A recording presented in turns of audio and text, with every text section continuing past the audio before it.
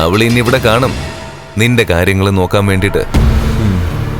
അതൊരാശ്വാസം. പക്ഷേ എന്റെ കൂടെ പുറത്തോട്ടൊന്നും അവളെ വിടണ്ട. എടാ, ഫിനാൻസിയേഴ്സിൽ അവള് വന്നിട്ടൊന്നും വലിയ കാര്യമില്ല. നിനക്കൊരു കൂട്ട് വേണ്ടടാ. അതുകൊണ്ടാണ് അവള് വന്നോട്ടെന്ന് ഞങ്ങളൊക്കെ കരുതിയത്. ഇനിയിപ്പോ നിനക്കൊട്ടും താല്പര്യമില്ലെങ്കിൽ അത് വേണ്ട. പിന്നെ ഞാൻ ഇപ്പോഴിങ്ങോട്ടേക്ക് വന്നത് ഒരു പ്രധാന കാര്യം പറയാനാ. എന്താ നീ പറയാൻ വന്നേ? കണ്ണാ, നിന്നെ ജീവനോടെ ചുട്ടൊരുത്തി ഇനി ജീവിക്കണമെന്ന് നിനക്ക് ആഗ്രഹമുണ്ടോ?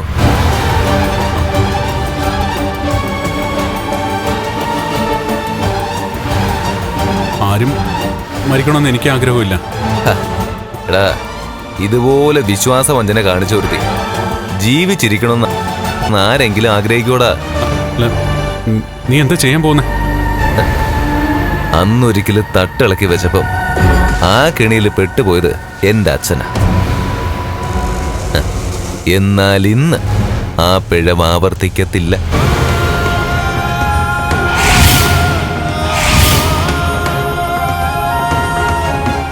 വീണ്ടും തട്ടിളക്കി വെച്ചോ? അതിനു വേണ്ട ഏർപ്പാടുകളൊക്കെ ഞാൻ ചെയ്തിട്ടുണ്ട്. ഇത്തവണ ചവിട്ടണ്ട. അവളുടെ തള്ളവിരലൊന്ന് തൊട്ടാ മതി, അവള് താഴെ പോവും. അതുപോലൊരു മരണക്കെണിയ ഞാൻ ഒരുക്കിയിരിക്കുന്നത്. അപ്പൊ വിശ്വസിക്കാൻ കൊള്ളാത്തവരാ ഇപ്പോഴും സൈറ്റിലുണ്ട്. നീ കൂടുതലൊന്നും ആലോചിക്കേണ്ട കണ്ട, ഭയക്കുവും വേണ്ട. ഇനിയിപ്പൊ എന്തെങ്കിലും സംഭവിച്ചാലേ ഞാൻ ഏറ്റെടുത്തോളാടാ. നിനക്ക് വേണ്ടി ഇത്രയെങ്കിലും ചെയ്തില്ലെങ്കിൽ എനിക്കൊരു സമാധാനം കിട്ടില്ല കണ്ണ. എടാ, ഇന്ന് അവള് സൈറ്റിലേക്ക് പോകുന്നുണ്ടെന്ന് ഉണ്ണി പറഞ്ഞായിരുന്നു. അങ്ങനെയെങ്കിൽ ഇന്നത്തോടെ അവളുടെ അവസാനമാണ്. അതിനുശേഷം നീ അവൾക്ക് ദാനമായി കൊടുത്ത സ്വത്തുക്കളെല്ലാം നിനക്ക് സ്വന്തമാവും. പിന്നെ ഇനി പഴയതുപോലെ മണ്ടത്തരൊന്നും കാണിക്കാതിരുന്നാ മതി. എടാ, നിന്റെ ജീവിതത്തിലെ താക്കോൽ ഇനി ആരെ ഏൽപ്പിക്കണമെന്ന് ഞാൻ പറയും.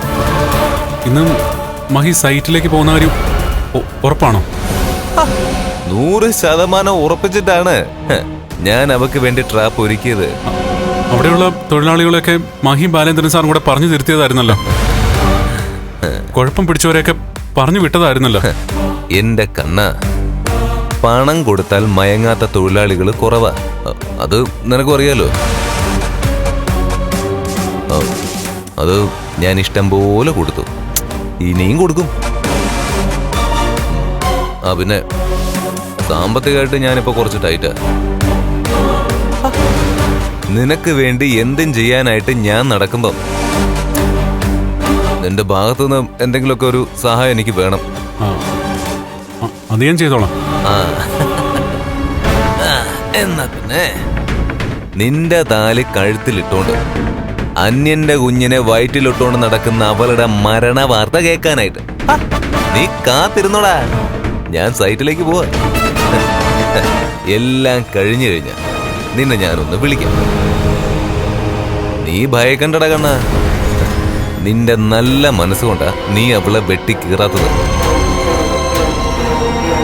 വേറെ ഏതെങ്കിലും സ്നേഹത്തോടടുത്ത് വിളിച്ചിരുത്തി അവിടെ കഴുത്ത് ഞെരിച്ചങ്ങ് കൊന്നേനെ.